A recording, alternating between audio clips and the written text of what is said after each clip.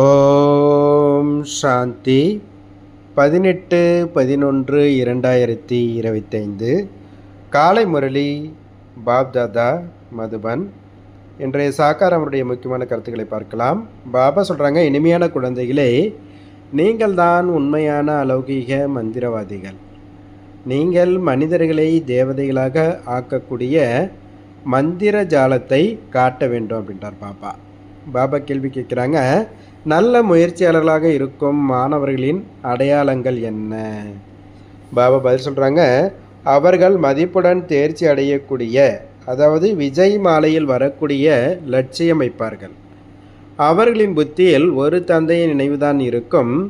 தேகத்துடன் சேர்த்து தேகத்தின் அனைத்து சம்பந்தங்களின் மீது உள்ள புத்தியின் தொடர்பை நீக்கி ஒருவரிடம் அன்பு வைப்பார்கள். இப்படிப்பட்ட முயற்சியாளர்கள்தான் மாலையின் மணி ஆகின்றனர். ஓம் சாந்தி. ஆன்மீக குழந்தைகளுக்கு ஆன்மீக தந்தை புரிய வைக்கின்றார்.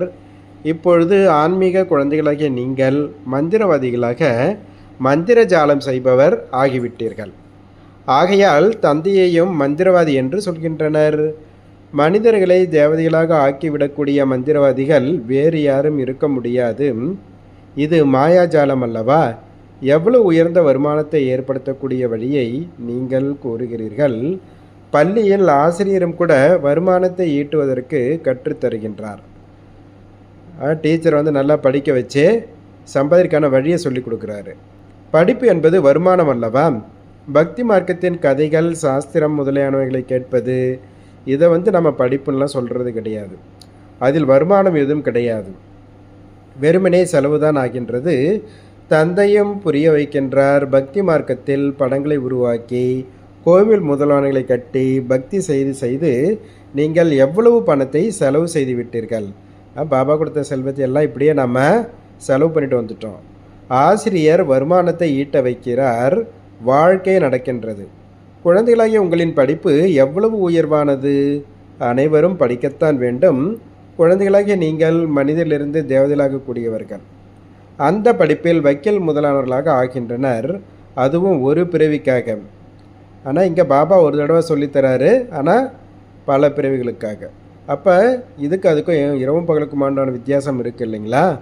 ஆகையால் ஆத்மாக்களாகிய உங்களுக்கு சுத்தமான போதை இருக்க வேண்டும். இது குப்தமான போதை, எல்லைக்கு அப்பாற்பட்ட தந்தையின் அதிசயம். எப்படிப்பட்ட ஆன்மீக மாயாஜலம் இது!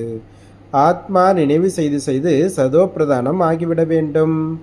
சந்நியாசிகள் சொல்கின்றனர் அல்லவா, நான் எருமை என உன்னை புரிந்து கொள் என்றால் அவ்வாறே சொல்லியபடி முற்றத்தில் சென்று அமர்ந்து பின் வெளியே வர சொன்னால், நான் எருமை, எப்படி நான் வருவேன் அப்படின்னு சொன்னது போல சொல்கிறாங்க. இப்போ தந்தை சொல்கின்றார், நீங்கள் தூய்மையான தேவதைகளாக இருந்தீர்கள், இப்பொழுது தூய்மையற்றவர்களாக ஆகியுள்ளீர்கள். மீண்டும் தந்தையை நினைவு செய்து நீங்கள் தூய்மை அடைந்து விடுவீர்கள். இந்த ஞானத்தை கேட்டு நரனிலிருந்து நாராயணனாக அல்லது மனிதனிலிருந்து தேவதைகளாக ஆகிவிடுகிறீர்கள். தேவதைகளின் ராஜ்யமும் உள்ளது அல்லவா? குழந்தைகளாக நீங்கள் இப்பொழுது ஸ்ரீமத் படி பாரதத்தில் தெய்வீக ராஜ்யத்தை ஸ்தாபனை செய்து கொண்டிருக்கின்றீர்கள். தந்தை கேட்கின்றார், இப்பொழுது நான் உங்களுக்கு கொடுக்கும் ஸ்ரீமத் சரியா அல்லது சாஸ்திரங்களின் வழி சரியா? இதை தீர்மானம் செய்யுங்க அப்படின்றார் பாப்பா. கீதை என்பது அனைத்து சாஸ்திரங்களிலும் உயர்ந்தது பகவத்கீதையாகும். இது குறிப்பாக எழுதப்பட்டுள்ளது. இப்பொழுது பகவான் என சொல்லப்படுபவர் யார்? கண்டிப்பாக அனைவரும் நிராகாரமான சிவன் என்றே சொல்வார்கள். ஆத்மாக்களாகிய நாம் அவருடைய குழந்தைகள், சகோதரர்கள். அவர் ஒரு தந்தை ஆவார். நீங்கள் அனைவரும் மணமகள்களாக உள்ளீர்கள். மணமகனாகிய என்னை நினைவு செய்கிறீர்கள். ஏனென்றால் நான் தான் ராஜயோகம் கற்றுக் கொடுத்திருந்தேன். அதன் மூலம் நீங்கள் நடைமுறையில் நரனிலிருந்து நாராயணனாகின்றீர்கள். நாங்கள் சத்திய நாராயணரின் கதையை கேட்கின்றோம் என அவர்கள் சொல்கின்றனர். இதிலிருந்து நாம் நரனிலிருந்து நாராயணர் ஆவோம் என அவர்கள் புரிந்து கொள்வதில்லை. பக்தி மாத்திலே கேட்குறாங்க சத்யநாராயணனுடைய கதை, ஆனால் நம்ம அந்த மாதிரி ஆவோன்னு அவங்க புரிஞ்சுக்கிறது கிடையாது. தந்தை ஆத்மாக்களாகிய உங்களுக்கு ஞானத்தின் 3வது கண் கொடுக்கின்றார். அதன் மூலம் ஆத்மா தெரிந்து கொண்டு விடுகின்றது. சரீரம் இல்லாமல் ஆத்மா பேச முடியாது. ஆத்மாக்கள் இருக்குமிடம் நிர்வாண தாமம் எனப்படுகின்றது. குழந்தைகளாகிய நீங்கள் இப்பொழுது சாந்தி தாமம் மற்றும் சுகதாமத்தை தான் நினைவு செய்ய வேண்டும். இந்த துக்கதாமத்தை புத்தியிலிருந்து மறந்துவிட வேண்டும். ஆத்மாவுக்கு இப்பொழுது எது சரி எது தவறு என்று புரிந்துள்ளது. கர்மம் அகர்மம் விகர்மத்தின் ரகசியத்தையும் கூட புரிய வைத்துள்ளார். தந்தை குழந்தைகளுக்குத்தான் புரிய வைக்கின்றார். மேலும் குழந்தைகள்தான் தெரிந்து கொள்கின்றனர். மற்ற மனிதர்கள் தந்தையையே தெரிந்து கொள்ளவில்லை. இதுவும் கூட நாடகமாக உருவாகியுள்ளதுன்றார் பாபா. ராவண ராஜ்யத்தில் அனைவரின் கர்மமும் பாவ கர்மங்களாகத்தான் ஆகின்றன. சத்தியுகத்தில் கர்மம் அகர்மமாக ஆகின்றது. அங்கே குழந்தைகள் இருப்பதில்லையா என சிலர் கேட்கின்றனர். அது நிர்விகாரி உலகம் என்றுதான் சொல்லப்படுகின்றது. எனவே அங்கே இந்த 5 விகாரங்கள் எங்கிருந்து வரும்? இது மிகவும் எளிதாக புரிந்து கொள்ளக்கூடிய விஷயமாகும். சரியாக புரிந்து கொள்பவர்கள் உடன் எழுந்து நிற்கின்றனர்.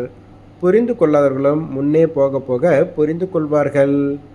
ஜோதியை கண்டு விட்டில்கள் வருகின்றன, சென்று விடுகின்றன, பிறகு மீண்டும் வருகின்றன. இவரும் ஜோதி ஆவார். அனைவரும் எரிந்து போக பலியாக வேண்டியுள்ளது. மற்றபடி ஜோதி எதுவும் இல்லை. அதுவோ பொதுவான விஷயமாகும். ஜோதியில் விட்டில்கள் நிறைய எரிந்து போகின்றன. தீபாவளியில் எவ்வளவு சின்ன சின்ன கொசுக்கள் வெளிப்படுகின்றன மற்றும் அழிந்து போகின்றன. வாழ்வது மற்றும் இறப்பது தந்தையும் புரிய வைக்கின்றார். இறுதியில் வந்து பிறவி எடுத்து பின் இறந்து விடுவது என்பது கொசுக்கள் போன்ற வாழ்க்கை என ஆகிவிடுகிறது. தந்தை ஆசி கொடுக்க வந்துள்ளார் எனும் பொழுது முயற்சி செய்து மதிப்புடன் தேர்ச்சி அடைய வேண்டும். நல்ல மாணவர்கள் நிறைய முயற்சி செய்கின்றனர். இந்த மாலையும் கூட மதிப்புடன் தேர்ச்சி அடைபவர்களுடையதான் ஆகும். முடிந்தவரை முயற்சி செய்தபடி இருங்கள். விநாச காலத்தில் விபரீத புத்தி என சொல்கின்றனர். இது குறித்தும் கூட நீங்கள் புரிய வைக்க முடியும். எங்களுடையது தந்தையின் மீது அன்பான புத்தி. ஒரு தந்தையை தவிர நாங்கள் வேறு யாரையும் நினைவு செய்வதில்லை. தேகத்துடன் சேர்த்து தேகத்தின் அனைத்து சம்பந்தங்களையும் விடுத்து என்னை மட்டும் நினைவு செய்யுங்கள் என தந்தை சொல்கின்றார். பக்தி மார்க்கத்தில் துக்கத்தை நீக்கி சுகத்தை கொடுப்பவரே என நிறைய நினைவு செய்தபடி வந்தீர்கள். ஆக கண்டிப்பாக தந்தை சுகத்தை கொடுப்பவர் அல்லவா? சொர்க்கம் சுகதாமம் என்று சொல்லப்படுகின்றது. தூய்மையாக்குவதற்காகவே நான் வந்தேன் என தந்தை புரிய வைக்கின்றார். காம சிதையில் அமர்ந்து கருப்பாகிவிட்ட குழந்தைகளின் மீது நான் வந்து ஞானத்தின் மழையை பொழிகின்றேன். குழந்தைகளாகி உங்களுக்கு யோகம் கற்றுத்தருகின்றேன். தந்தையை நினைவு செய்தீர்கள் என்றால் பாவ கர்மங்கள் அழியும். மேலும் நீங்கள் பரிஸ்தானத்தின் எஜமான் ஆகிவிடுவீர்கள். நீங்களும் மந்திரவாதிகளாக உள்ளீர்கள் அல்லவா? இது நம்முடைய உண்மையிலும் உண்மையான மந்திரஜாலம் என குழந்தைகளுக்கு போதை இருக்க வேண்டும். ஒரு சிலர் மிகவும் நல்ல புத்திசாலியான மந்திரவாதிகளாக உள்ளனர். என்னென்ன பொருட்களை எல்லாம் வெளிக்கொண்டு வருகின்றனர். இது அலௌகிக மாயாஜாலமாகும். அதாவது ஒருவரை தவிர வேறு யாரும் கற்பிக்க முடியாது. நாம் மனிதனிலிருந்து தேவதையாகி கொண்டிருக்கின்றோம் என நீங்கள் அறிவீர்கள். இந்த கல்வி புதிய உலகத்திற்கானதாகும். அது சத்தியுகம் புதிய உலகம் என சொல்லப்படுகின்றது. இப்பொழுது நீங்கள் சங்கமயுகத்தில் இருக்கின்றீர்கள். இந்த புருஷோத்தம சங்கமயுகத்தை பற்றி யாருக்கும் தெரியாது. நீங்கள் எவ்வளவு உத்தம புருஷர்களாக ஆகிறீர்கள். தந்தை ஆத்மாக்களுக்குத்தான் புரிய வைக்கின்றார். பிராமணிகளாகிய நீங்கள் வகுப்பில் அமரும் போது கூட முதலாக விழிப்புணர்வு ஊட்ட வேண்டியது உங்களுடைய வேலையாகும். சகோதரர்களே சகோதரிகளே, தன்னை ஆத்மா என புரிந்து கொண்டு அமருங்கள். ஆத்மாக்களாகிய நாம் இந்த உறுப்புகளின் மூலம் கேட்கின்றோம். 84 பிறவிகளின் ரகசியம் கூட தந்தை புரிய வைத்துள்ளார். எந்த மனிதர்கள் 84 பிறவிகள் எடுக்கின்றனர்? அனைவரும் எடுக்க மாட்டாங்க. இது குறித்தும் கூட யாருக்கும் சிந்தனை செல்வதில்லை. கேட்டதையெல்லாம் உண்மை என சொல்லிவிடுகின்றனர். அனுமான் வாயுவிலிருந்து வெளிப்பட்டார், உண்மை. பிறகு மற்றவர்களுக்கும் கூட இப்படிப்பட்ட விஷயங்களை சொல்லியபடி இருக்கின்றனர். மேலும் உண்மை உண்மை என்றபடி இருக்கின்றனர். பாபா சொல்கிறாங்க, இப்போ குழந்தைகளாகி உங்களுக்கு சரி மற்றும் தவறை புரிந்து கொள்ளக்கூடிய ஞானக்கண் கிடைத்துள்ளது என்னும் பொழுது சரியான நல்ல கர்மத்தையே செய்ய வேண்டும். நாங்கள் எல்லைக்கு அப்பாற்பட்ட தந்தையிடமிருந்து இந்த ஆஸ்தியை எடுத்து கொண்டிருக்கின்றோம் என நீங்கள் புரிய வைக்கவும் செய்கிறீர்கள். நீங்கள் அனைவரும் முயற்சி செய்யுங்கள். அந்த தந்தை அனைத்து ஆத்மாக்களின் தந்தை ஆவார். இப்பொழுது என்னை நினைவு செய்யுங்கள் என ஆத்மாக்களாகிய உங்களுக்கு தந்தை சொல்கின்றார். தன்னை ஆத்மா என புரிந்து கொள்ளுங்கள்.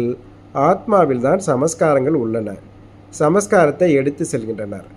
யாருடைய பெயராவது சிறு வயதிலேயே புகழ்பெற்றதாக ஆகிவிட்டது என்றால் இவர் முந்தைய பிறவியில் இப்படிப்பட்ட கர்மம் செய்துள்ளார் என சொல்கின்றனர். யாராவது கல்லூரி முதலானவர்களை கட்டினால் அடுத்த பிறவியில் நன்றாக படிப்பார்கள். கர்மங்களின் கணக்கு வழக்கு உள்ளதல்லவா? சத்தியுகத்தில் விகர்மத்தின் விஷயமே கிடையாது. கர்மம் கண்டிப்பாக செய்வார்கள், ராஜ்யம் செய்வார்கள், சௌகரியம் அனுபவிப்பார்கள். ஆனால் தலைகீழ் காரியங்கள் செய்ய மாட்டார்கள். அதுவே ராமராஜ்யம் என்று சொல்லப்படுகின்றது. இங்கே இருப்பது ராவண ராஜ்யம். இப்பொழுது நீங்கள் ஸ்ரீமத் படி ராமராஜ்யத்தை ஸ்தாபனை செய்து கொண்டிருக்கின்றீர்கள். அது புதிய உலகமாகும். பழைய உலகில் தேவதைகளின் நிழல் கூட படுவதில்லை. லட்சுமியின் ஜடசித்திரத்தை எடுத்து வைத்தீர்கள் என்றால் அதன் நிழல் படலாம். சைத்தன்ய லட்சுமியின் நிழல் பட முடியாது.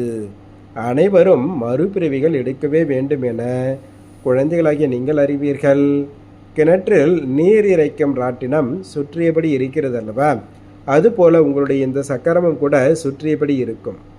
இது குறித்து தான் உதாரணங்கள் விளக்கப்படுகின்றன. தூய்மை அனைத்திலும் நல்லது. குமாரி தூய்மையாக இருப்பதால் அனைவரும் அவரது காலில் விழுகின்றனர். நீங்கள் பிரஜாபிதா பிரம்மா குமாரிகள். பெரும்பாலானவர்கள் குமாரிகளாக இருக்கின்றீர்கள். ஆகையினால் குமாரிகளின் மூலம் பானங்களை எரிய வைத்தனர் என குமாரிகள் குறித்த பாடல் உள்ளது. இது ஞான பானம். நீங்கள் அன்புடன் அமர்ந்து புரிய வைக்கின்றீர்கள். சத்குருவான தந்தை ஒருவரே ஆவார். அவர் அனைவருக்கும் சங்கதி வழங்கும் வள்ளல் ஆவார். பகவானின் மகா வாக்கியம் மன்மனாபவ. இது கூட மந்திரமாகிவிட்டது அல்லவா? இதில் தான் முயற்சி உள்ளது. தன்னை ஆத்மா என புரிந்து கொண்டு தந்தையை நினைவு செய்யுங்கள். இது குப்தமான முயற்சி அப்படின்றார் பாபா. பாபா சொல்கிறார், இந்த கல்பம் கூட பாதியாக இருக்குது. பிரம்மாவினுடைய பகல், பிரம்மாவின் இரவு, பிறகு கலியுகத்தின் ஆகிய ஏன் இவ்வளவு நீளமாக ஆக்கிவிட்டனர் என்று கேட்கிறாரு. இப்பொழுது நீங்கள் சரி தவறு பற்றி புரிய வைக்க முடியும். சாஸ்திரங்கள் அனைத்தும் பக்தி மார்க்கத்தினுடையவையாகும். பிறகு பகவான் வந்து பக்தியின் பலனை கொடுக்கின்றார். பக்தர்களை ரட்சிப்பவர் என சொல்லப்படுகிறார் அல்லவா? முன்னே செல்ல செல்ல நீங்கள் சன்னியாசிகள் முதலானவர்களுக்கு அன்புடன் அமர்ந்து புரிய வைப்பீர்கள். நீங்கள் தரும் படிவத்தை அவர்கள் நிரப்ப மாட்டார்கள். தாய் தந்தையரின் பெயரை எழுத மாட்டார்கள். ஒரு சிலர் தெரியப்படுத்துவார்கள். பிரம்மபாபா சென்று கேட்டார், ஏன் சந்நியாசம் செய்தீர்கள், காரணத்தை சொல்லுங்கன்னு கேட்டார். விகாரங்களின் சந்நியாசம் செய்யும் பொழுது வீட்டையும் சந்நியாசம் செய்கின்றனர். இப்பொழுது நீங்கள் முழு பழைய உலகை சந்நியாசம் செய்கிறீர்கள். புதிய உலகின் சாட்சாத்காரம் உங்களுக்கு காட்டியுள்ளார். அது நிராகார உலகம். சொர்க்கத்தை ஸ்தாபனை செய்பவர் சொர்க்கத்தின் இறை தந்தை ஆவார். மலர் தோட்டத்தை உருவாக்குபவர் அவர். முட்களை மலராக்குகின்றார். முதல் நம்பர் முள் காம கோடாரி. காமத்தை கோடாரி என சொல்கின்றோம், கோபத்தை பூதம் என்போம். தேவி தேவதைகள் இரட்டை அகிம்சையாளர்களாக இருந்தனர். விகாரமற்ற தேவதைகளின் முன்பாக விகாரி மனிதர்கள் அனைவரும் தலை வணங்குகின்றனர். நாம் இங்கே படிப்பதற்காக வந்துள்ளோம் என இப்பொழுது குழந்தைகளாகிய நீங்கள் அறிவீர்கள். மற்றபடி அந்த சத்சங்கள் முதலானவற்றிற்கு செல்வது என்பது பொதுவான விஷயமாகும். இறைவன் எங்கும் நிறைந்தவர் என சொல்லிவிடுகின்றனர். தந்தை எப்பொழுதாவது சர்வவியாபி ஆக முடியுமா என்ன? தந்தையிடமிருந்து குழந்தைகளாக உங்களுக்கு ஆஸ்தி கிடைக்கின்றது. தந்தை வந்து பழைய உலகை புதிய உலகமாக சொர்க்கமாக ஆக்குகிறார். சிலரோ நரகத்தை நரகம் என ஒப்புக்கொள்வதில்லை. செல்வந்தர்கள் பிறகு சொர்க்கத்தில் என்னதான் உள்ளது என்று புரிந்து கொள்கின்றனர். எங்களிடம் செல்வம், மாளிகை, விமானம் முதலான அனைத்தும் உள்ளன. எங்களுக்கு இதுவே சொர்க்கமாகும். குப்பையில் இருப்பவர்களுக்கு நரகம். ஆகையால் பாரதம் எவ்வளவு ஏழையாக உள்ளது. பிறகு வரலாறு புவியில் மீண்டும் நடக்க உள்ளது. தந்தை நம்மை மீண்டும் இரட்டை கிரீடதாரிகளாக ஆக்குகின்றார் என்ற போதை இருக்க வேண்டும் அப்படின்றார் பாபா. பாபா சொல்கிறார், பிராமணர்களாகிய நீங்கள் சுயதன சக்கதாரிகள் என புரிந்து கொள்கிறீர்கள். நமக்கு சிருஷ்டியின் முதல் இடை கடைசியின் ஞானம் உள்ளது. அங்கே தேவதைகளுக்கு இந்த ஞானம் இருக்காது. அங்கே இருப்பதே சத்கதி. ஆகையினால் அது பகல் எனப்படுகின்றது. இரவில் தான் கஷ்டம் ஏற்படுகின்றது. பக்தியில் தரிசனத்திற்காக எவ்வளவு அடையோகம் முதலானவர்களை செய்கின்றனர்.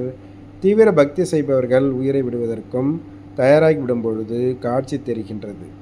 நாடகத்தின்படி அல்ப காலத்திற்காக அவர்களின் விருப்பம் நிறைவேறுகிறது.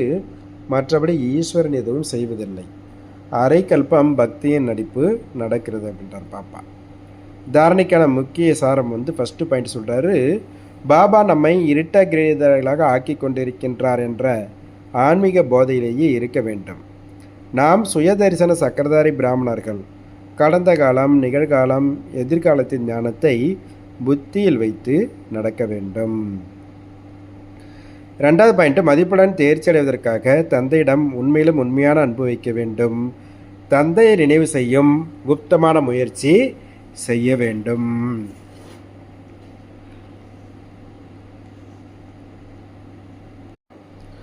பாபா வரதானம் கொடுக்குறாரு. தனது டபுள் லைட் சொரூபத்தின் மூலமாக வரப்போகின்ற தடைகளை கடந்து சென்று விடக்கூடிய தீவிர முயற்சியாளர் ஆவீர்களாக. பாபா விளக்க சொல்கிறாரு, வரப்போகிற தடைகளில் கலைந்து போவது, அதாவது மனமுடைந்து போவதற்கு பதிலாக ஒரு நொடியில் சுயம் தனது ஆன்மீக ஜோதி சொரூபம் மற்றும் கருவி என்ற உணர்வின் டபுள் லைட் சொரூபத்தின் மூலமாக ஒரு நொடியில் உயர தாண்டி குதித்து விடுங்கள் என்றார் பாபா. தடைகள் என்ற கற்களை உடைத்து கொண்டிருப்பதில் நேரத்தை இழக்காதீர்கள். குதித்து விடுங்கள் மற்றும் ஒரு நொடியில் கடந்து விடுங்கள். சிறிதளவு மறதியின் காரணமாக எளிதான பாதையை கடினமானதாக ஆக்கிவிடாதீர்கள் என்றார் பாபா. தனது வாழ்க்கையின் வருங்கால சிறந்த குறிக்கோளை தெளிவாக பார்த்தபடியே தீவிர புருஷார்த்தி ஆகுங்கள். பாப்தாதா மற்றும் உலகம் உங்களை எந்த ஒரு கண்ணோட்டத்துடன் பார்த்து கொண்டிருக்கின்றதோ அதே சிறந்த சொரூபத்தில் நிலைத்திருங்கள் அப்படின்றார் பாபா. ஸ்லோகன் சொல்கிறாரு, என்றுமே மகிழ்ச்சியாக இருப்பது மற்றும் மகிழ்ச்சியை பகிர்ந்து கொடுப்பதே எல்லாவற்றையும் விட பெரிய பெருமையாகும் அப்படின்றார் பாபா. நல்லது. ஓம் சாந்தி, ஓம் சாந்தி, ஓம் சாந்தி. நன்றி பாபா.